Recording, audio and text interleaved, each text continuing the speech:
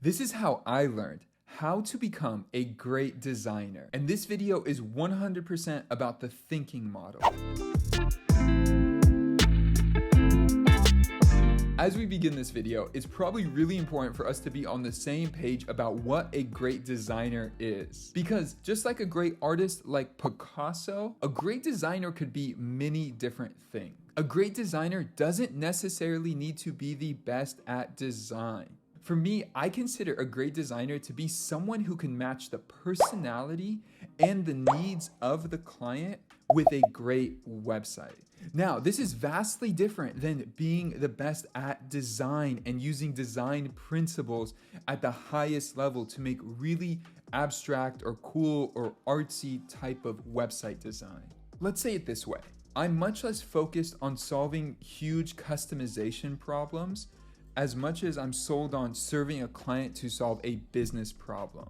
Often that might mean we need to customize a site or do something special and to make it unique for them. But at the same time, I start with business problems, not how do I make the best looking website. Which also leads to this.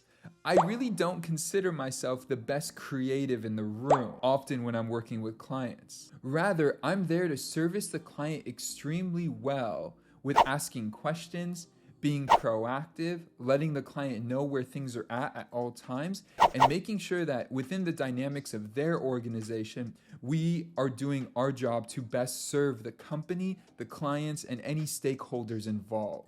This requires a lot of balancing, but at the same time, I enjoy that much more than being seen as the coolest designer or the most trendy designer. I love trendy design, but I realize that websites are not here just for trendy design. They're here to solve business problems, and that's what I really enjoy. So, said another way, I want really clear websites, not fancy websites. And this is the thinking model that I'm really trying to explain or bring into light in this video. As you go through this, you're hearing me talk about the differences. There's this direction, this direction, this direction. You could become really good at actual design principle, design elements, or you could become good at solving business problems, or you could be really good at customer service, or you could be known for solving a specific problem for a specific type of business. Say you only help vegan style nutritionists or something like that. Whatever that specific focus is as well, you're allowing people to know that this is what you optimize yourself for or you're really good at.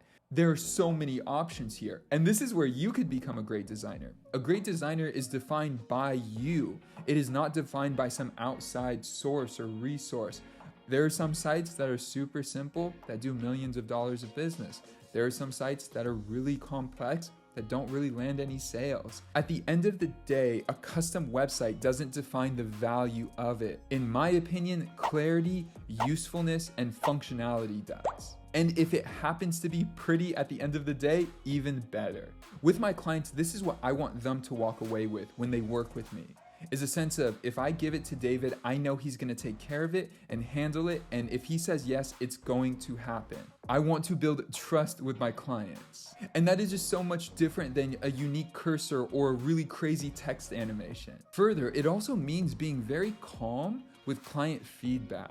Client feedback is an important metric to understand and know how to navigate as a web designer. There's a lot of things that could feel like they're going out of scope. There's a lot of things that the client may ask for that they might not necessarily need. And there's a lot of things that they may ask for that are completely out of scope or just a bit crazy to even consider. I've dealt with all those scenarios. And this is what I found. It's really important to learn how to decipher those different elements so you know what is good feedback to take, what is feedback that is going to help push the project forward, what is feedback that just necessarily needs to happen because it's a larger organization and they just need these things to be done in a certain way, or is just out of scope and you need to draw the line with the client. Now, I have a whole nother video on client feedback that you could check out on the channel on how to work with client feedback and how it is actually one of the best things you get in your process. But for now, let's go back to this topic of being a great web designer.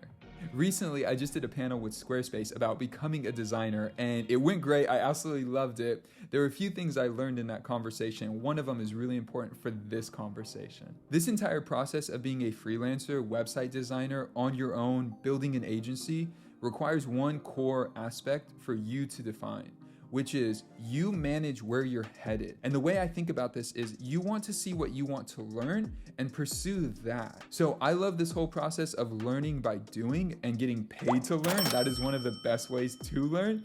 But at the same time, let me explain this a little bit further. I personally don't want to become the best designer in the sense of designers look at my work and say, this is gorgeous. I want to become the best at solving business problems that make money for my clients. Those could be the same, but sometimes they're different, and I'm much more focused on solving business problems.